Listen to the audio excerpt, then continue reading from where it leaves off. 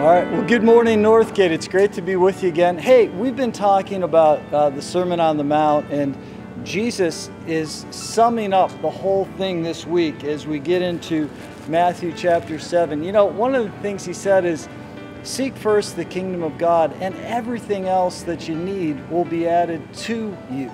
And then what he says at the end of the Sermon on the Mount, this is great. This is from Matthew chapter 7:25. He says, whoever hears these sayings of mine, this Sermon on the Mount that we've been talking about, whoever hears these sayings of mine and does them, he is like a wise man who's built his house on a rock. And the rains descended, and the floods came, and the winds blew and beat on the house, and it did not fall, because it was founded on a rock.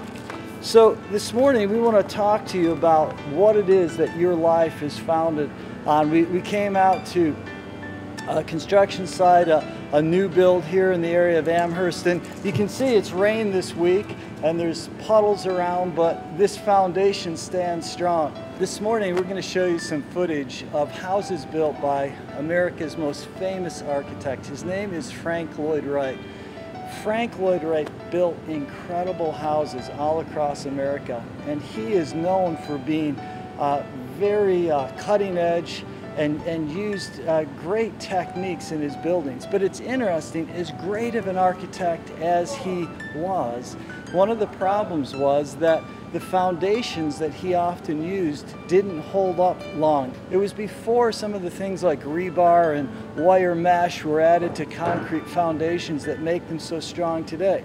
So interestingly enough, America's greatest architect built many of his houses on foundations that didn't last. Hey, I wanted to bring you to an actual foundation this morning and talk about what it is that makes a foundation so strong. You know, when this house was being built, somebody came and dug down onto what's called hard pan soil. They had to get down to hard, solid ground.